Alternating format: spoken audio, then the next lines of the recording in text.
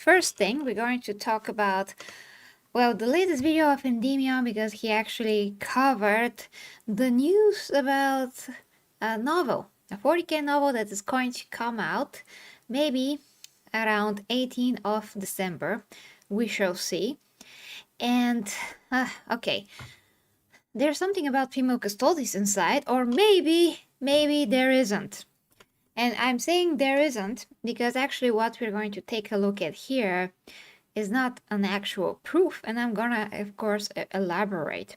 So first let's start with the video. We're just going to see segments of it, not the whole thing. Please go and watch the whole thing as it's meant to be seen. So we're gonna focus particular on that topic. So without further ado, let's see it, and then we're going to discuss. Warhammer 40K has been an ongoing battlefield of ideals for years now between the fans of the property and those tasked with shepherding its continued existence. With every new novel, game, or miniature made, one of the biggest culture clashing moments in its storied history was when Warhammer seemingly confirmed that female custodies were a real thing now, and they actually always have been, despite never actually being a thing until the activists began infiltrating the ranks of Warhammer actually. This caused quite a big stir, mostly because the custodies were always depicted as the ultimate protectors of the Emperor of Mankind. You know, the guy who's kind of important to the overall lore of that universe. And these custodies were always considered to be the most elite of the Emperor's guardsmen. And they were never depicted, not even once before, as female until, like I said, very recently. Anyway, there's Okay, first things first, this of course is true. Now, Endymion is not like a Warhammer 40K lore channel. If you don't know, he just covers gaming news, and a lot of the times he is wrong actually about some things, and I had to call him out almost a year ago, I think. Yeah, again about female custodies, something that he said, something about the Amazon situation with Henry Cavill. He said that this will not happen at all, like the whole project. Other people also pushed that. Then Mr. H reviews. He said that he has inside information that actually the shows will happen, and that turned out to be true. So I did have to call out Endymion. He does work basically for the right, not the left, but that doesn't mean that he's gonna be right all the time. And when it comes to 40K, he's not like always amazingly right. And we're going to see something here that's why I'm saying, is this actually the truth? So let's just continue. But yes, so far he got this whole thing correct. And I'm going to address your comments after each topic as well. So continuing. been a lot of debate over this, and I'll get into the Sisters of Battle later and how that new story that's also developing proves these detractors wrong. But let's get into what's now causing the next whirlwind of war within the Warhammer community. So, there's a new book coming out called Ashes of the Imperium. This is the book on screen here. It's a book written by Chris Raitt, who's written other deep dives into the lore surrounding Warhammer in the past. This book is a part of a new multi-series of books from the Black Library, which is Warhammer's publication front, in a series called The Scouring. The Scouring Okay, just notice how he shows something from Warhammer 40K Fantasy, Age of Sigmar, not actual 40K. Maybe he thinks that that doesn't matter, but he does tends to mix those on screen for some reason. Just a note, nothing that special or important, but still. is a new series of books that are exploring the aftermath, if you will, of the Horus Heresy, which was another major event where the Emperor was betrayed by one of his own sons, named Horus, of course, and then they waged galactic war on each other. And that era, I guess if you want to label it that, ended with the Emperor mortally wounded, rotting on his throne, so now 10,000 psychers, which are people with psychic powers, now having to be ritually sacrificed to the Emperor every single day now, just to keep his being alive so that he can keep back the warp, which is basically the realm of chaos and demons and all that sort of stuff. It's a lot. I know. Look, I'm not exactly a Warhammer lore expert myself, I admit that. I know things, but I'm not going to claim that I'm some sort of crazy all-in-one know-it-all. I'm not. But I know enough that female custodies are pretty stupid and they make zero sense within the setting. It would be like a movie being made about King Leonidas, but now he's a woman, and his Spartans are all diverse from all corners of the world. It just kind of feels forced and dumb, really. But this scouring is also about the Imperium of Man rebuilding itself amidst the betrayal and all of the violence. But this book, which comes out soon, as this video being made anyways, is about the traitor legions which are scattered all over from Terra as they're being hunted by, well, loyalist forces. But both sides are driven by their need for retribution, which of course makes way for more fighting to happen like always, cause, well, this is Warhammer, who are we kidding? And there's a new threat on its way that some are worshipping, and basically the Imperium is weakened by what happened before, and things couldn't be worse, which is obviously ripe for this sort of storytelling. This now brings us back to female custodies. So they were originally implemented by Warhammer in the 10th edition codex, which was in 2024. One of these female custodians that was canonized is Calidus Taravalia Kesh, which is a mouthful of a name. Anyways, this book, which isn't set to release until December 2025, has already leaked physically. This was confirmed by a user on the Black Library Reddit page, as you can see here. They took a photo of their copy and then posted it online to confirm that yes, they have the actual book already. Okay, I'm gonna stop it right here. So here is the problem. This was the only proof, and he's gonna show more stuff that we can talk about, okay, but this is the only proof that somebody has the book. And knowing that the cover is on the internet, anybody can actually print something like that out and just, put it on a table and take a picture. We don't see the book from the, from the sides. We don't see how thick it is. Is it a book at all? And most importantly, we don't actually see the quote in the book itself. We see someone that says what they read, but we don't see an actual quote from the book, which would be an actual proof. So we need to see more screenshots of the book, and we need to see the actual quote when the book is opened. That is how I would do it. If I want to prove that I have actual information about something that's happening, about whatever it is really, I would do exactly this to prove that I do have the book. And yes, this is an actual quote from the said book, but this here didn't happen. Not to say that GW will not actually do this to the lore and to us, because they might as well just include an actual female custodian here, because they did say that they were always there, which of course is not true factually. This is not true, it's incorrect. We never seen female custodians ever before in the lore. So it is logical that if they want to continue pushing them, they have to include them in the new novels that are coming out, especially those that are the Horus Heresy ones, because then we're actually going to see a female custodian put there. But again, as of now, this to me is not a proof.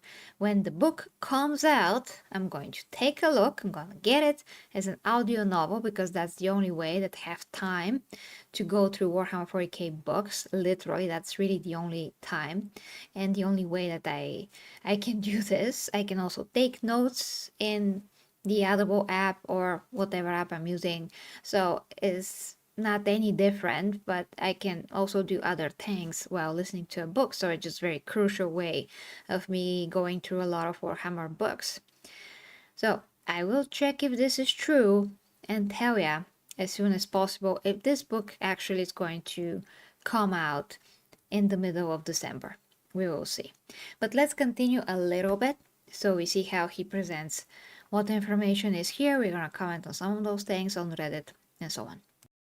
ready. So then users started asking questions like they always do, and this person said that they're currently on page 170 of the book. One user would then ask about information on the custodies and their current situation and Valdor, and here's what the person who has this book and is of course reading it currently, allegedly I should say, just to make sure as it reads here. Valdor and most of the remaining custodies have locked themselves into the throne room and talked to nobody. One of the POV characters, the Ultramarine Chief Librarian, has a brief conversation with the custodies guarding Gilliman's chambers. When he asks her how the Emperor is doing, her stoic facade cracks for a second, and it shows that she and all of the custodies are utterly devastated by what has happened to the Emperor. So this one excerpt from the book here that this user again allegedly is reading has caused fans to uproar, so here we go again. They're putting more female custodies retroactively into the lore, okay? That is pretty much confirmed now.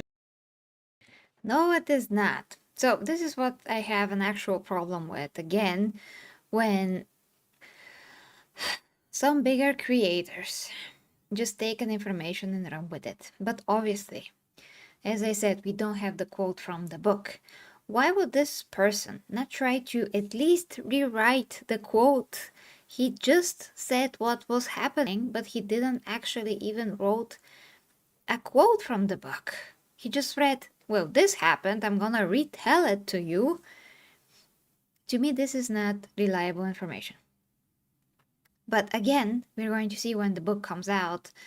This does not change the fact that this is delivered in this manner, which, once again, is not a reliable manner of delivering information. It's literally, trust me, bro. That's what it is. So, I'm just trying to be as objective as I can be in this case. And just we'll check what happens later. So let's continue a little bit more. Not just really anywhere, but the Emperor's own personal inner guard. The inner of the most inner guard protecting the Emperor now officially has female custodies protecting him. I know some people will try to say, oh, what's the big deal? Well, the thing is that the custodies have always been confirmed to be an all-male faction. After all, this doesn't mean that women don't exist in Warhammer or anything, because yes, they do. The Sisters of Silence, for example, is an all-female division, so too is the Sisters of Battle. While these factions have remained completely their own gender, the opposite has become the case for the custodies. So why? Because the people who want the change and infiltrate hobbies require that they are represented in every single thing that they consume, and then if they're not, they throw a fit pretty much. Although, I wouldn't be surprised if one day Games Workshop adds maybe a trans person to the Sisters of Battle or Silence or something to really just make this whole thing even more eye-roll worthy. May sound like a joke now, but who are we kidding? That likely canon will happen one day if it hasn't already. And if you want more non-BS content on games and media, consider liking the video. Subscribe. That's funny that he says that, because literally what he just said before that was kind of like BS. Because again, of course, Games Workshop can include unicorns if they want to. This doesn't mean that what he's saying is not likely, but I don't think that the way that he words this is genuine and objective, because you can't just say, I'm sure that this will happen, I'm sure that that will happen. Might as well happen, but let's not try to create facts, so to speak, in the future where we actually don't know. We don't know how far GW are willing to go with this. We do know that they already did a lot, like the recent Mike Brooks book that I did covered about his gay intercourse with some particular type of Eldar. That is a lot, but so far what we have noticed is that all of those woke stuff are actually in very side novels that some very specific audience reads. They are not in the main line of books that cover the main storyline and lore. It is the lore, but it is part of side stories or just the side part of Warhammer 40K. It's not the main storyline, so technically they're trying to test stuff there still. They also did that with Warhammer Fantasy. And yeah, Mike Brooks, he did wrote some main books like the Lion book. And he did put some stuff in it, as far as I remember, some pronouns related things. But it was not as shocking as what we got with this recent book. But yeah, I just think that for the sake of pure objectivity, as content creators, we should all try to not state something that just didn't happen. We can speculate, but at least we can word it as a speculation and not be like, yeah, that for sure, that's gonna happen. No, don't say that. Okay, so I'm just gonna continue a little bit. The roadkill, thank you so much for the $9.99 and for supporting the stream. Thanks. So you're getting the Wonder Woman salute. I know I'm a mix of 40k superheroes, a lot of stuff, but mainly 40k. But also love Wonder Woman. So you're getting the 40k salute for an orange super chat as well. Okay, let's continue. Let's continue, guys. Leaving a comment. Thank you very much. One user would reply to the guy who has the book that confirmed that yes, female custodies now do exist for sure in this post Horus Heresy world with this as they say. Her with a bunch of exclamations. LOL, I am just interested that they kept the whole women custody thing. Some other people were confused, however, in the Reddit conversation about female custodies, so this one user would clear it up by saying this. You haven't seen any female custodies in previous novels is because they weren't a thing until 10th edition. They're a retcon, and whoever this one is, she's the very first to appear in a proper novel. And if this is an anatheme Psychana, she just broke her eternal vow of silence since Astartes do not understand thought mark. A little lore context for those who don't know what an anathema Psychana is, it's another name for the faction called the Sisters of Silence. If you don't know who they are, basically, they're an anti-psychic order of warriors. So the Sisters of Silence are made up of warrior women who have a unique gene in their DNA which makes them get referred to as blanks. So psychers are people who are in tune with the warp. That's the realm of chaos in the Warhammer world. Think of them like mages pretty much in your typical fantasy setting, and the warp is like the well of magic that they pull from via their ability to tap into that realm, I guess. So the blanks are like the opposite of that, basically. Their mutant gene actually emits a sort of anti-magic, or I guess anti-warp field, if that makes more sense for you. So this means that these blank-aligned warriors are not very susceptible to psychic attacks like other people are, which is, yeah, very handy when you're fighting literal chaos demons and whatnot that are, you know, trying to prey on everyone's minds and whatnot all the time. So what that user is saying, basically, is if this so-called custody or woman in general is in any way tied to any one of these sorts of things, it's kind of a big no-no in the lore. That was a bit to explain, but hopefully that makes sense to you guys. I'm trying my best here. But this inclusion now of the first actual female custody within a real Warhammer book has caused, well, you know, ruckus. Of course, people wanted more information, so the user who's reading this book early specifically stated, as seen here, that, yeah, I'm very sure she is explicitly called a custodes, and the Ultramarine describes her as a gigantis in golden armor. So that's confirmed by this user that this new book, Ashes of the Imperium, Sorry, hold on for a second there. I want to go back a bit to the previous quote, actually. There's something there that bugged me. Okay.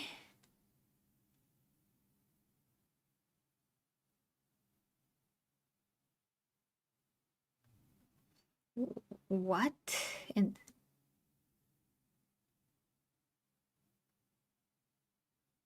I mean, this guy is talking about the sister of silence. Why? I mean, it seems like he's mixing custodies with the sister of silence. That's how it seems like. You haven't seen any female custodians in previous Horus Heresy novels is because they weren't a thing till 10th edition. Yes, they are retcon, and whoever this one is, she's very first to appear in a proper novel. Yeah, okay. And if this is an anatheme Psychana, she just broke her eternal vow of silence, since Astartes do not understand, yeah, their silent language or whatever. Guys, I'm not sure what the hell he means, because I mean, it seems that he's talking about a custody that is a she, but then he's talking about the sister of silence, like they're the same things, but they're not. So I'm personally confused. I don't know how you take this quote. You can let me know in the comments, but I'm personally confused because it kind of seems like this guy is saying that they're the same thing, which they're not. Jesus Christ, yes, Sisters of Silence are called Sisters of Silence. They do not speak, they use silent language. You can actually see that in the Warhammer 40K official Warhammer Plus animation that they released last year. It was the first time that they really double, triple down on the female custodians, because you see them on the screen, how they talk and act, and how the Sister of Silence was talking to the female custodian with her silent language and all of that. It escapes me. It was anthology series. Just the name escapes me right now because I actually didn't think that I'm going to talk about that. But this is messed up if they are mistaking the two. But okay, continuing a bit more. One is she's the very first to appear in a proper novel. And if this is an anatheme Psychana, she just broke her eternal vow of silence since Astartes do not understand thought mark. A little lore context for those who don't know what an anathema Psychana is, it's another name for the faction called the Sisters of Silence. If you don't know who they are, basically, they're an anti-psychic order of warriors. So the Sisters of Silence is like the well of magic that they pull psychic attacks like other people. Hopefully that makes sense to you guys. I'm trying my best here. But this inclusion now of the first actual female custodian within a real Warhammer book has caused, well, you know, ruckus. Okay. You can watch the video if you like, but yeah. The Red Tortoise Galaxy call themselves now have made a post crying about your comment here because it mentioned Ice-Key Girl Custodies. Sad thing is I was considering to hide her gender since I'm so tired of this biggest getting triggered and starting their also threesome what triads against femme studies. Okay, oh boy. Okay, those people still don't get why we shouldn't have female custodies and why that is bad. Obviously, I talked about this like so many times. It breaks the lore. It's not good for the setting because it doesn't add anything at all. If it doesn't matter, then you shouldn't do it because often the supporters of female custodies are going to tell you that, well, it doesn't matter, so why do you have anything against it? Well, if it doesn't matter, then why are we doing it? The only reason to do it is to cater to some people that actually want this inclusion, and women that are invested in 40k like I am don't like the lore being changed because I like 40k the way that it is. And if the custodians are only male faction to begin with, and it does make sense for them actually to be only male, I prefer them to be only male. And lo and behold, my favorite faction of 40k are the female custodies. They are. Sorry. I said female so many times, but at this point are the custodies. The custodies. Jesus, the professional hazard at this point. So yeah, and the only miniatures that I ever painted were custodies. Because one of you actually, Sir D, was kind enough to give those to me to send them as a gift, and I was able to paint them. And yeah, I don't have time to do any of this, unfortunately. Literally, I have no place to go to participate in a tournament like that. Nothing. I have no places for that. There's some maybe one or two like shops where I live somewhere in the middle of the city, but I don't know what they do there. If they hold any, if they have any gaming or whatever, that's still extremely expensive and crazy and takes a lot of physical time, and I don't have any physical time. So I can't participate in the actual tabletop, but at least I have my custodies. I painted them. This amazing guy also sent to me another custodies plus Sisters of Silence pack, which I have to still put together and paint. But this is the thing that I haven't done yet. It is my gray pile of shame. But I'm so happy that I have it. I'm so grateful. So Let me read this comment before I move on. Hi to you, Stanfar. No, they're speaking about the scene in the novel, and based on the description in the scene, it seems to be a female custodian that the Ultramarine is talking to, but the commenter left an option. That it might be a sister of silence too, but then this sister is suddenly breaking her vow completely to this Ultramarine. Either option is stupid, really, but yeah. Okay, thank you, Stanfar. Thank you for that. It is really confusing, honestly, for me. It's really confusing. We'll see when the book comes out. We'll see when the book comes out. But yeah, if the Sister of Silence broke her vow, that's stupid. They wouldn't do that. If a female custodian was there and she cracked her facade, and she showed some emotion on her face because the emperor was in peril, that's not realistic actually to the custodies at all.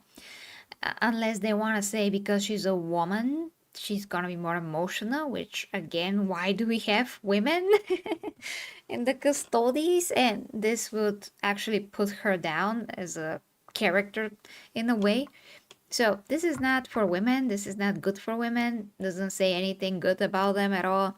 Doesn't put like female characters higher, whatever. It's actually the opposite. So nobody wants that. Nobody in their right mind wants that. Okay, let's move on, guys, because we do have a lot more other things to cover. He will mention the next topic, which is this. So let's now see, because we are going to talk about this anyway. So let's now see, guys, second topic. It is about the new Warhammer 40K Boltgun 2 game trailer, and I just finished it like a few days ago. I mean, I finished the whole Boltgun game. I played it live. That's on my gaming channel, G Hammer Empress, if you want to check that out. So yeah, the game is great. I had a lot of fun. A lot of fun in it as a ultramarine. But now we're going to have a sister of battle, which is pretty cool. Let's see what he says real quick. Whatever other ones you want to say. Why is it always problematic in that one direction? The answer is simple. It's activism. But let me prove my point, because there's a new Warhammer game coming out soon, a sequel to Boltgun. As you're seeing on screen here, this is Boltgun 2. But interestingly so, this trailer also confirms that you can now play as a Sister of Battle in this game, which is what's happening in this very trailer you're seeing. You may be noticing, where's the backlash? Why aren't people up in arms about this? You get to play as a girl in this game, in a Warhammer game even? Why aren't they angry about it? Why aren't they boycotting it or being the angry chuds like they usually are? But right, because Warhammer fans are not actually as bigoted or whatever these types try to claim they are to be. In actuality, from the comments on that trailer alone, people are really excited to play as a Sister of Battle. It's almost as if you are able to have authentic female representation in your Warhammer media as long as it respects the traditions that are laid down by that very franchise itself in the past. No one has an issue with women in Warhammer. You just got to adhere to the lore. It could all be so simple. Playing as a Sister of Battle is cool, but we don't want female Space Marines, or Custodes even, because again, they were never female to begin with. This is what I hate about companies, is that they don't understand the difference or the nuance that's at play here. Why can't you just make something new in that franchise that doesn't spit on the traditions and decades of lore if you want these new things? All right. So yeah, basically, new trailer came out.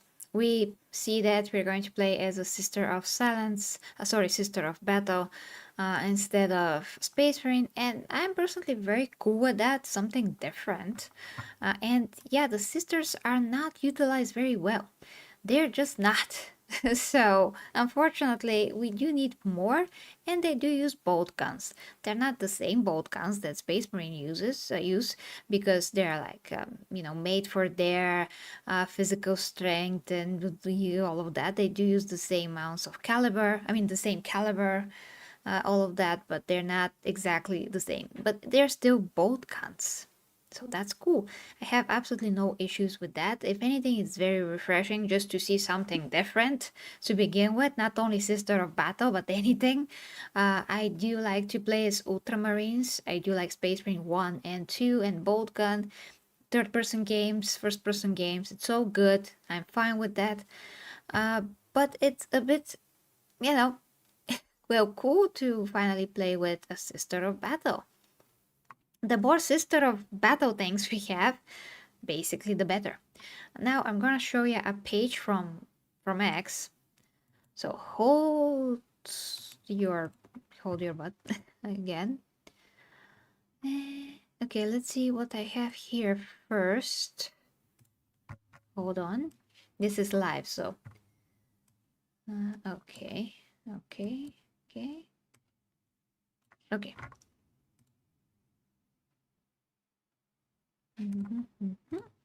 Okay. So this is actually the page that this came out first. So Boltgun 2 announcement trailer, you play as a Sister of Battle. Okay. And then we see here some stuff. Drawing Grim Dark Warhammer today. Growing 40K and AOS community. Lore discussions. Okay, so this guy basically, he's making a commercial of himself. And now, this guy, who actually also has news to present to us, which we're going to get to after this, Marius Cage says, I like sisters. I have an army of them and I've read a few of their books. But this was an Ultramarine game. I am as against that as I am of the people that want to see more playable chapters in the Tidus series.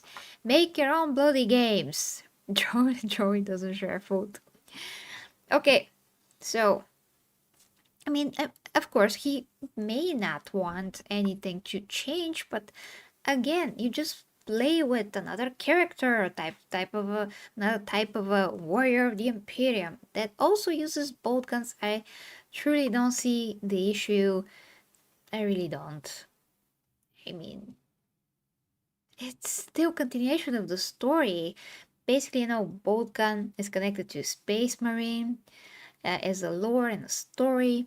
They can they can as well just switch to another very important character, and that may as well be Sister of Battle.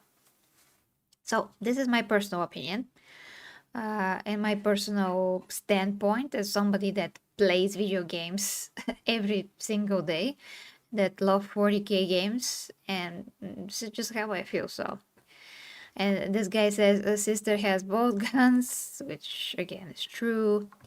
And this guy says the series is called Space Marine, but it's still an Ultramarine game about Ultramarines. It's fine. I'm taking this as an Ultramarine cultural win.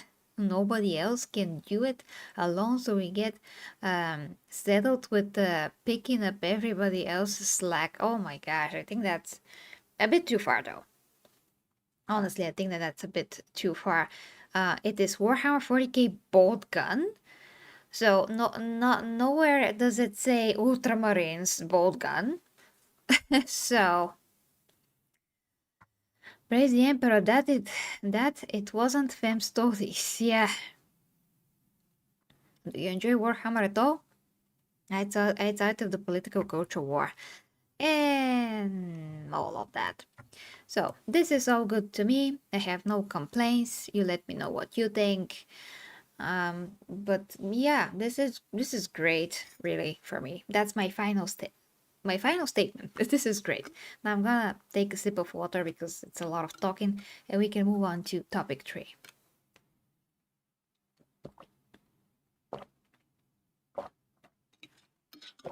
And after each topic, I can address your comments. So if you have any live comments, you just type them. Okay. Let's go to the next topic. Okay, actually, I don't need to do that. Hold on. Okay, no. Okay, so here we are with the Marius Cage thing.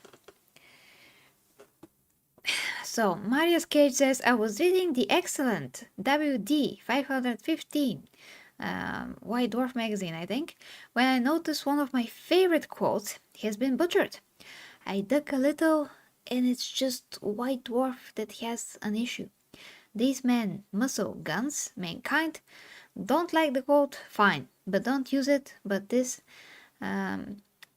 sanitization, sorry. This sanitization is sad. Get a grip. So he's talking about that these words, these men, muscle, guns, mankind, are now changed. Well, let's dig a dip deeper. So here is the quote as seen in this magazine. They shall be my finest warriors. Like clay I shall mold them, and in the furnace of war forge them. They shall be of iron will and steel sinew.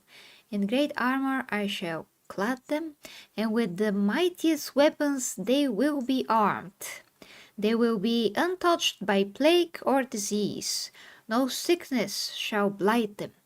They shall have such tactics, strategies, and machines that no foe can best them in battle. They are my bulwark against the terror. They are the defiers.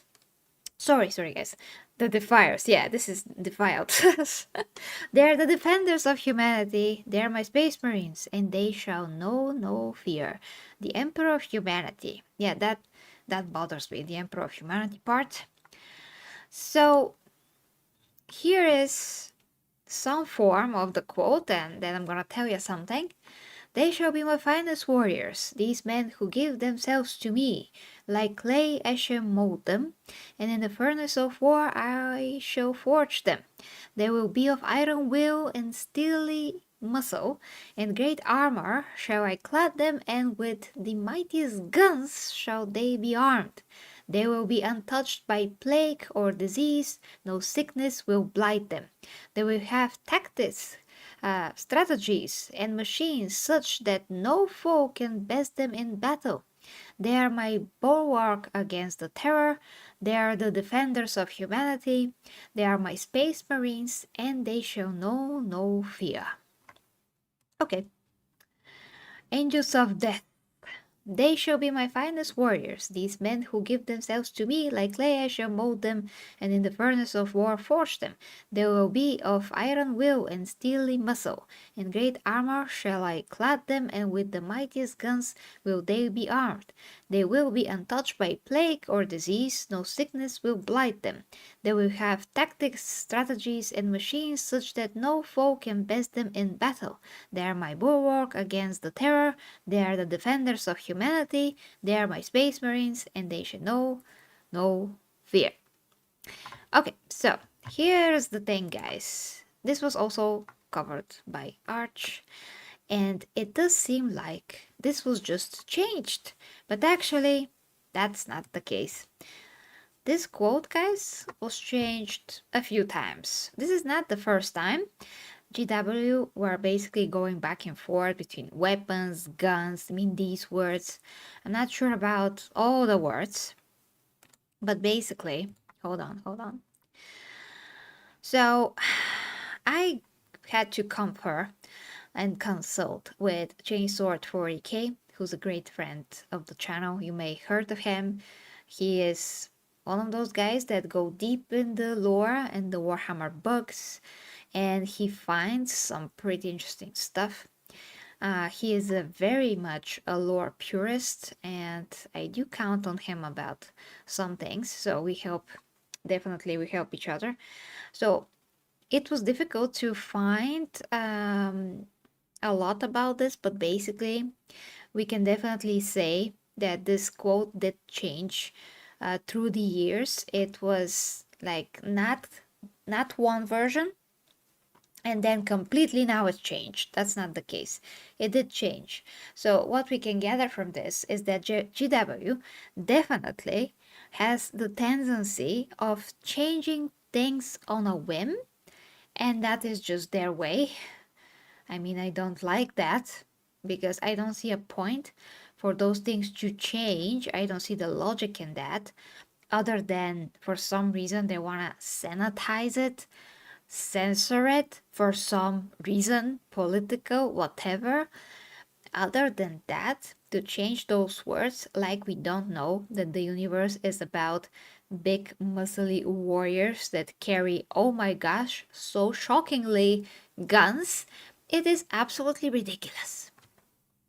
So Chainsword did say that he can confirm 100% that the code appeared as far back as Codex Space Marine 3rd edition and was changed later in Horus Heresy Book 1, Betrayal.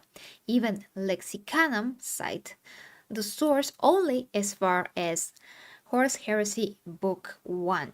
So this is what we can say, that this has not been changed for the first time.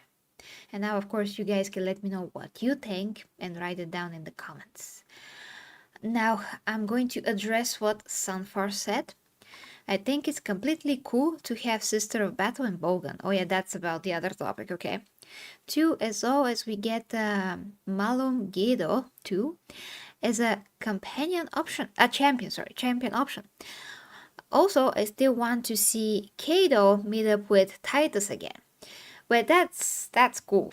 I mean, that's cool for sure. 100%. But yeah, let me know what you think about this quote. Again, what bothers me is for GW to change things that don't need to be changed at all. But again, we'll see what happens in the future. And now let's move on to actually the 4th topic, which is another change, by the way. It's another change. Hold on. Okay, here it is. Marnius Augustus Calgar, Chapter Master of the Ultramarines. So, let's see what this is about.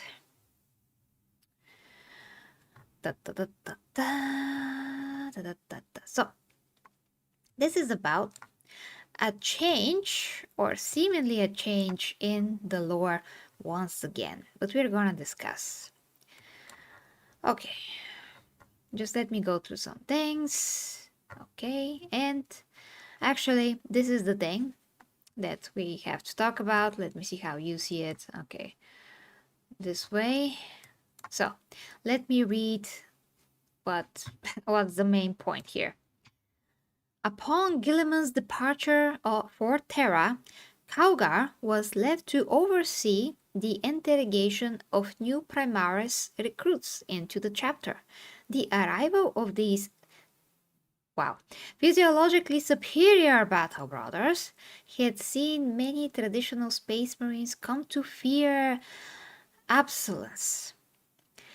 In response to the disquiet Marnius Calgar volunteered himself to undergo the experimental surgery required in order to transform a traditional Space Marine into a Primaris Marine.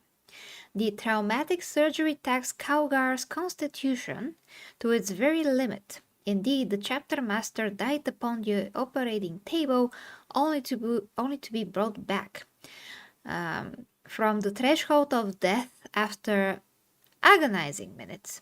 The sacrifice undertaken in the name of progress demonstrated to all Space Marines that the Rubicon Primaris could indeed be crossed, and true and all survived as Calgar had. Thousands more would follow his example. So, a lot of people have problems with this, and it's, for a good reason, of course. I just want to say a quick thank you to Fluffy Murder Machine. Welcome to the Adeptus Astartes, and thank you so much for supporting the channel by becoming a member of the Imperium. Thank you so. You're getting the Wonder Woman salute. Thank you. Okay, guys. I have to keep this tight as a video, so we're continuing. But again, after each topic, if you have anything to say in the chat, please do. I'm going to read it. So, there's a few issues here. Basically, Calgar went to the Rubicon to become Primaris because he was mortally wounded by Engram, as far as I recall. So there's context here that's missing.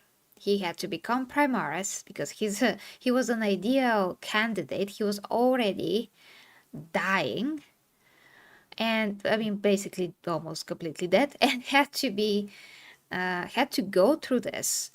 And even if the troops, the rest of the Space Marines, were later inspired by him doing this.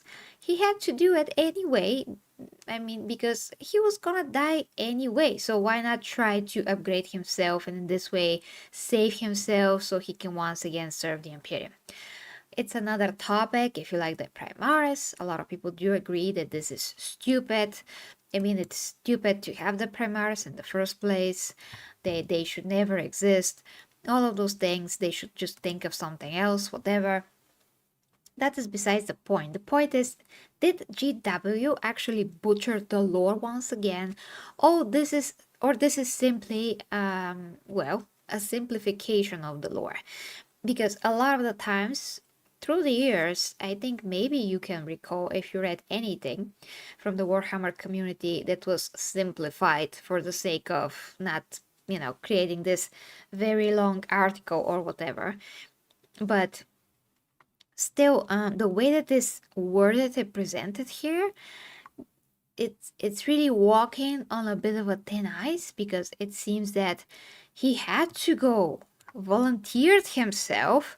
The words that are used just lead us to believe that this happened, well, in other ways, and this was not due to him being mortally wounded and having to actually do this, I mean, without without actually deciding this because of heroism or whatever, because he really was the perfect candidate in that particular moment in time. So context does matter, because this way we actually see the Primaris as something that was necessary, very good, very dangerous, and this was supposed to bring the old, basically the original Space Marines and the new ones together by this example of their chapter master. So this is like saying, well, we are now promoting the Primaris because they are the new that will actually fix the old and will add to the old, be complementary to the old, and a great addition to the Imperium so they can serve the Imperium. There's other things here. Gilliman departure from Terra. Calgar was left to oversee the interrogation. You can get into all the details that are simplification or whatever. But the point is that the Primaris are being basically promoted in this way, like, oh yeah, they're a very good thing. Look at our leader. He crossed the Rubicon. He's such a swell guy. He's so brave, so courageous. And now we have these upgraded warriors, and we can supplement every legion with these guys, and it's gonna be great and merry and unicorns. That's of course a joke, guys. Okay. All right, so that's pretty much what this is.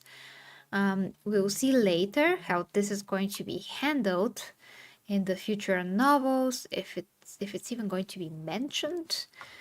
Anything about Calgar going through the Rubicon, because this is already written. So unless there's a novel and in that novel says something like this, that actually changing the lore by missing context of why he actually became that and just changing it so that it seems better for the Primaris, it seems like they're presented in a better light, then we can actually say, yeah, GW just changed the reason and the context behind this, this happening.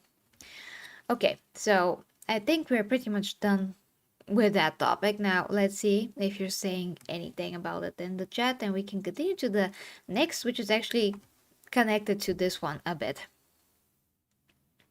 So, hi to Coyote 4566. Hi to you, welcome. So, Goethe says, how would the Rubicon procedure work on just the torso and head, since Calgar lost his arms and legs on McCrack to the Slumlord? To the Slumlord? Really? I have no idea how that works. I think by this point this is a bit convoluted, sorry, and messed up. So I have no idea. By this point the lore is like,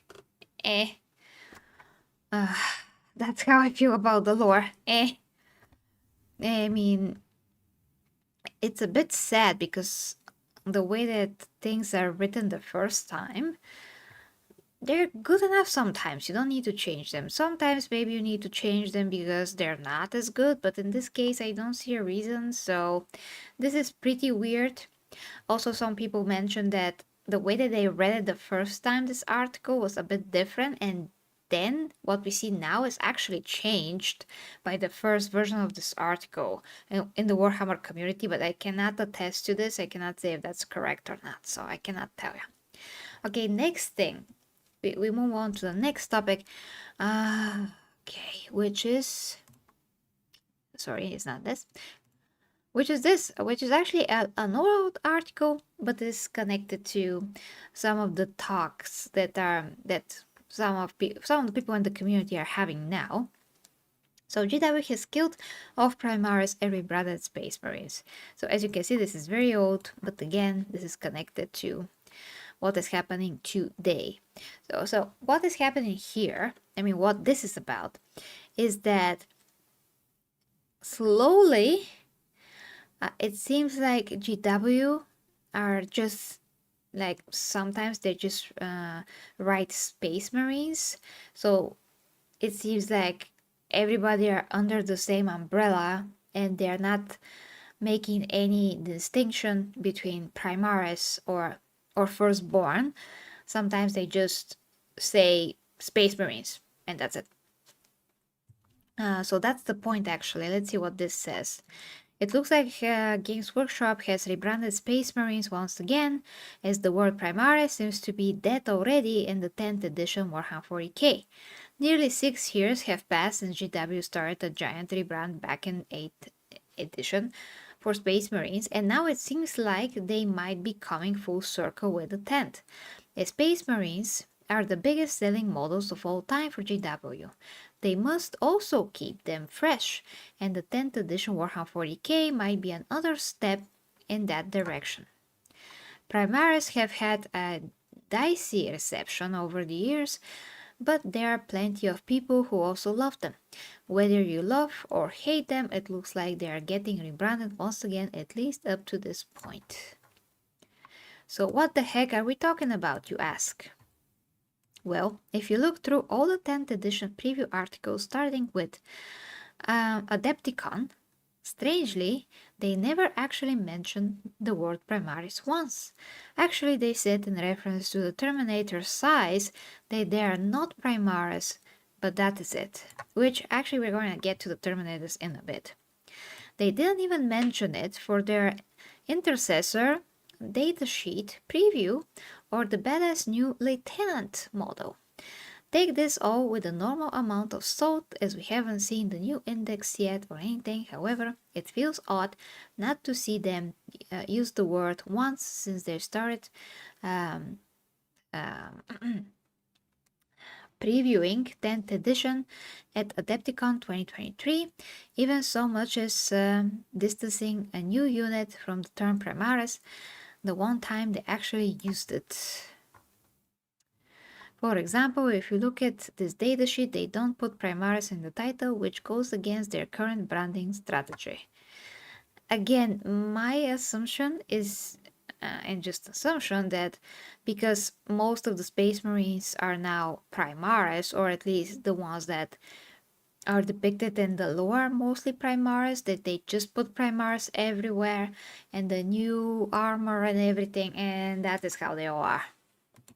Which kind of, goes against the actual lore, but yeah. Going into 8 and 9, they put it on anything and everything that's Primaris. It seems pretty interesting not to see the Primaris keyword, but maybe on the full datasheet they will have the Primaris keyword. If you just look at their web store, they put it on basically every unit and specifically say it for the Intercessor entry. However, I think we can all agree that retail is always a bit more outdated than the rules side of things when it comes to Games Workshop. Okay, as I said, this is very old, but then sorry guys, we go to this, which is, of course, from Warhammer community, as you can see, posted on 23rd of March, I guess this year. Space Marines Terminators are back and ready to crash the Tyranid party. So let me show you where it says something about the Primaris for sure. Okay, here it is. So Terminators are drawn from a chapter's first company Space Marines who have proven themselves in battle time and time again. They can be veteran warriors who have fought for the chapter for centuries, or Primaris Marines who have joined more recently. Either can wear a suit of a tactical dreadnought armor if they've earned the right.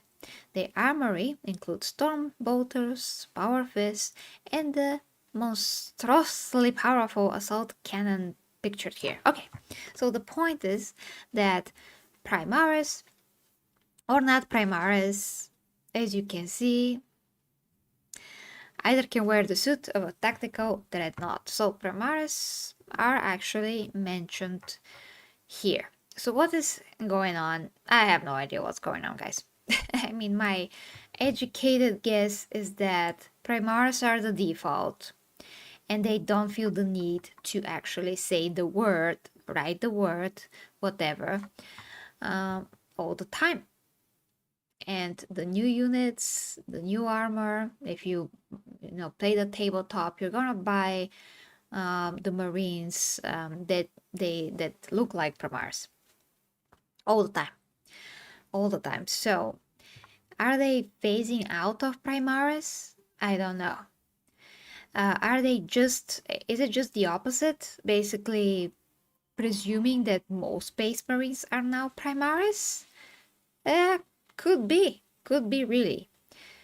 Do you like that? Well, you probably don't like it, but you gotta tell me in the comments, guys. So, just tell me what you think about this in general. We will see in the future if Primaris are even mentioned or when are they mentioned. Maybe because we do have a novel that came maybe 2 years ago, and there was this war between the Black Templars and the new Primaris that wanted to be a part of them, and one firstborn killed the Primaris.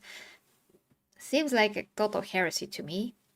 It was very hard to read, but in any case, they were pushing them for sure.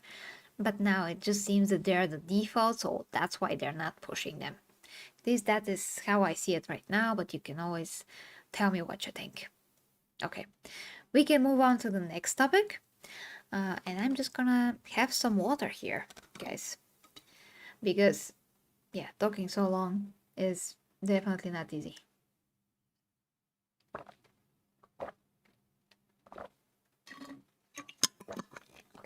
Okay. Whew, I think we went through maybe everything. Let me just go through these. Yes, yes, yes. Yes, this was about the quote, by the way, in the lexicon. Yeah, we actually did went through everything. I can't believe it. Let me check also what I wrote down. So, Boltgun trailer, Calgar, turning Primaris, Rebrand Space Marines, Emperor's Quote, Warhammer new novel, controversy. Yeah, we actually have gone through everything. That's pretty cool. Oh boy. Okay, guys, then just let me know what you think in the comments about all of those things. About the book, totally getting it. I'm gonna check whatever I can. Gonna try to maybe do one stream a week in which I'm gonna gather all the news and present them in this way. Cut them later into more tight videos for people that actually consume only videos.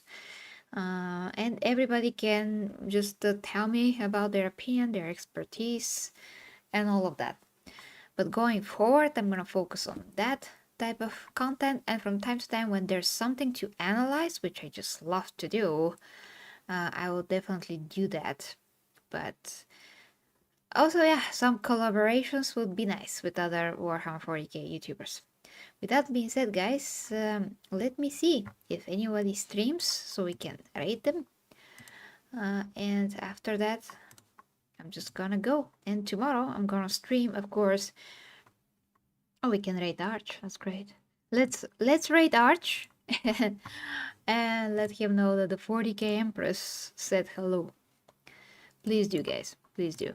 Let's see what he's doing, actually. Ah, he's playing Vampire the Masquerade. Okay, okay.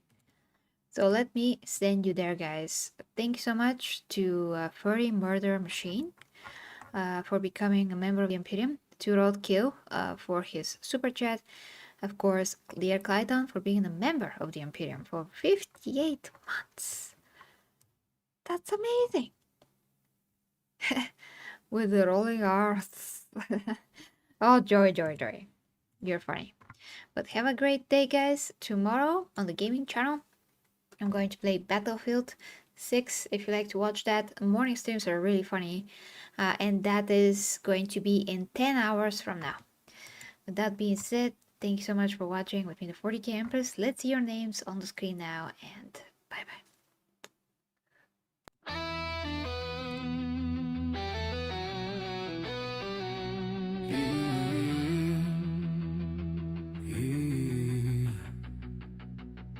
The 40K Empress leads the way as warriors of the Imperium sway into realms where dangers play, where hidden minds hold sway. Through stars and storms we rise, under her watchful eyes, with faith and fire will prevail, for the Imperium must not fail. For the Imperium we prevail.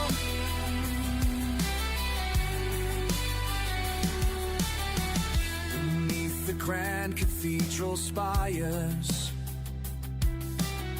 plots twist like smoldering fires, but with her blade of pure desire, she claims the stars in time.